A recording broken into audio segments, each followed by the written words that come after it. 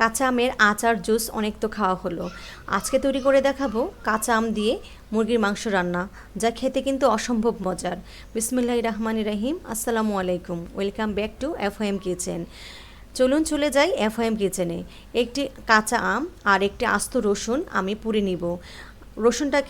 রসুনটা যখন পোড়া হয়ে যাবে তখন আগেই তুলে নিব, আর নয় কিন্তু বেশি পুড়ে গেলে স্বাদটা ভালো হবে না। আর ৬-৭টি কাঁচা মরিচও আগুনে পুড়ে নিব। এখন একটি প্লেটে তুলে নিলাম।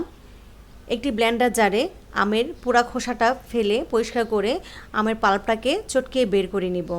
রসুনের কোয়াগুলো বের করে পরিষ্কার করে নিয়েছি। কাঁচা মরিচগুলি দিয়ে দিলাম। একটি আদা ১ ইঞ্চি পরিমাণ টুকরো করে দিয়ে দিলাম। একটু পানি দিয়ে ব্লেন্ড করে নিব। আর এভাবে ব্লেন্ড করে যখন মুরগির মাংস রান্না করা হয়, পোড়া পোড়া গন্ধ, স্মোকি ফ্লেভার আসে, সেই রকম মজা হয়। মুরগির মাংস ধুয়ে ব্লেন্ড করা আমের পেস্টটা দিয়ে দিলাম। ২ চামচ কাসুন্দি দিয়ে দিলাম। আর কাসুন্দি অবশ্যই দিতে হবে, স্কিপ করা যাবে না। ১ চামচ সরিষার তেল, ১ চামচ মরিচের গুঁড়া, আধা চামচ হলুদের গুঁড়া, ১ চামচ ধনে গুঁড়া, ১ চামচ ভাজা জিরা গুঁড়া, স্বাদ মতো লবণ দিয়ে মুরগির মাংসটাকে ভালো মতো মেখে আধা ঘন্টার জন্য রেখে দিব। আর একটি পাতিলে ২ টেবিল চামচ সরিষার তেল গরম করে ৩টি পেঁয়াজ মোটা করে কেটে হালকা বাদামি করে ভেজে নিব। ভাজা হয়ে গেলে মুরগির মাংসটাকে দিয়ে কষিয়ে নিব।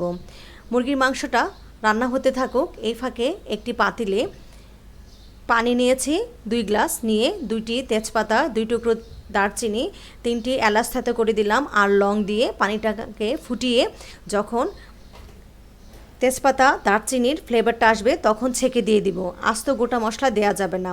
রান্না করব এই পানিটা দিয়ে প্রায় ১০ থেকে ১২ মিনিট। হয়ে গেলে একটু চিনি দিলাম যেন স্বাদের ব্যালেন্সটা হওয়ার জন্য। সবার শেষে ধনেপাতা কুচি আর কাঁচামরিচ কুচি দিয়ে নামিয়ে নিব।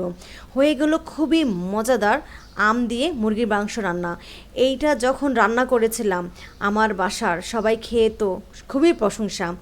রেসিপিটা ভালো লেগে থাকলে লাইক, কমেন্ট, সাবস্ক্রাইব করে আমার পাশেই থাকবেন।